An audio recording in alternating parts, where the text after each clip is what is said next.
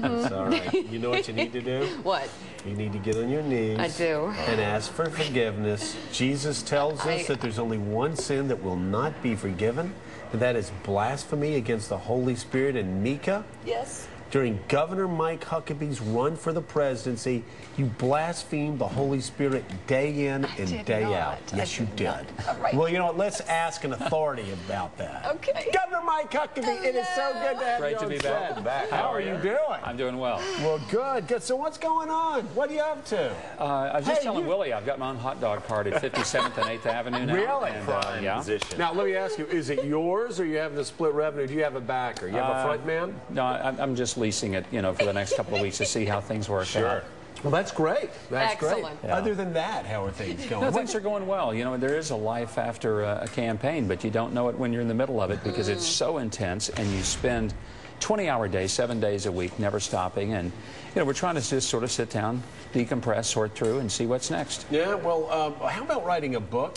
Because I always tell friends about going to Iowa, going to all these other campaign places, and I went into one in particular, had more people there, more organization, more hidden rooms. You, of course, never saw the candidate. It was the most impressive organization I've ever seen.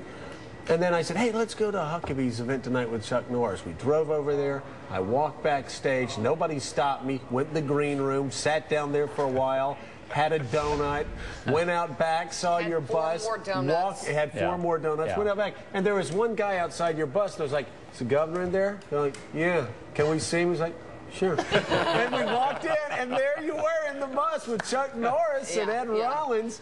It was amazing. And you won Iowa by how many points? By 9 points. By 9 points. What happened? What have you figured that out yet? Yeah, I mean, it was the fact that the people who really wanted to see a candidate that they felt like represented them, they were not intimidated by the amount of money we didn't have or that somebody else did have.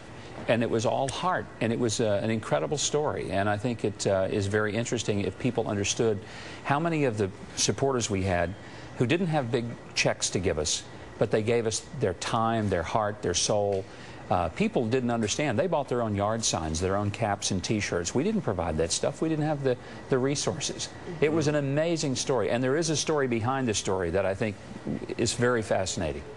Please tell me there's not an opium trade coming out of Afghanistan. No, not that I know of. Then what's the story behind the story? Or is that in your book? Well, let me give you an example. There was a lady in Birch Run, Michigan. We did a rally there. And as I'm coming out, walking the rope line and talking to people, she reaches up and says, I don't have any money, but I want to help your campaign, and hands this ring. And I'm just stunned, and I said, well, I can't take that. She says, no, I want you to take this and use it for the campaign. My husband and I both believe in what you're doing.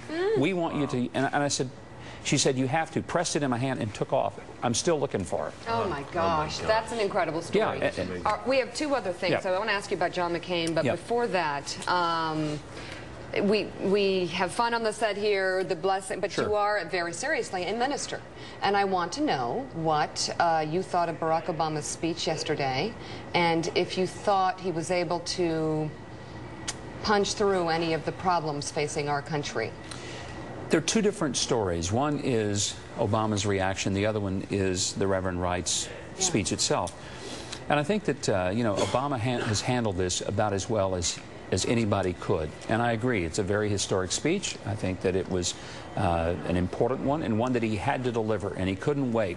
The sooner he made it, maybe the quicker that this becomes less of the issue. Otherwise, it was the only thing that was the issue in his entire campaign.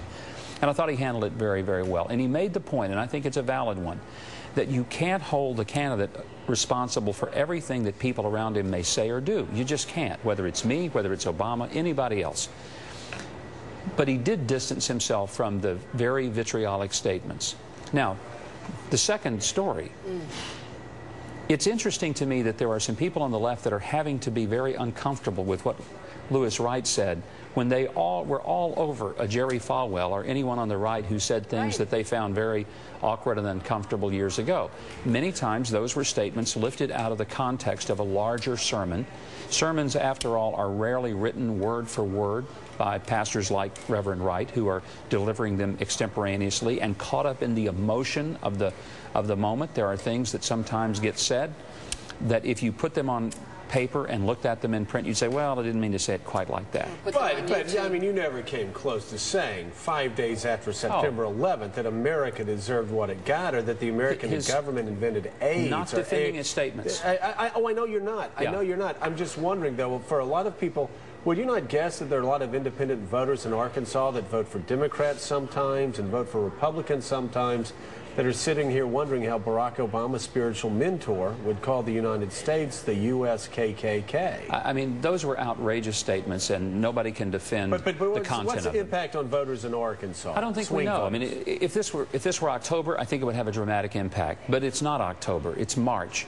And I don't believe that by the time we get to October, this is going to be the defining issue of the campaign and the reason that people vote. And one other thing I think we've got to remember, as easy as it is for those of us who are white to look back and say, that's a terrible statement. I grew up in a very segregated South. And I think that you have to cut some slack. And I'm going to be probably the only conservative in America who's going to say something like this. But I'm just telling you, we've got to cut some slack to people who grew up being called names, being told you have to sit in the balcony when you go to the movie, you have to go to the back door to go into the restaurant, and you can't sit out there with everyone else. There's a separate waiting room in the doctor's office. Here's where you sit on the bus. And you know what? Sometimes people do have a chip on their shoulder and resentment, and you have to just say, I probably would too. Yeah. I probably would too. In fact, I may have had a more of a chip on my shoulder had it been me.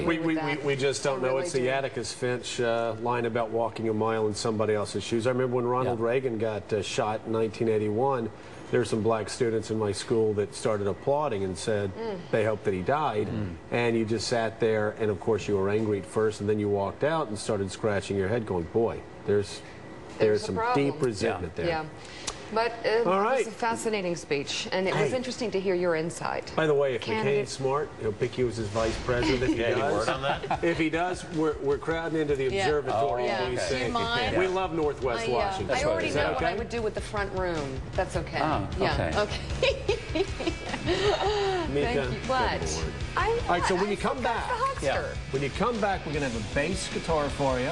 He keeps saying that. And I'm going to have my guitar. And we're going to do some serious Hendrix or something that will rock this place. Exactly. We're going to rock this house, baby. All right. Governor Mike Huckabee, write a book. You made history this campaign. And also, but you have to plug it.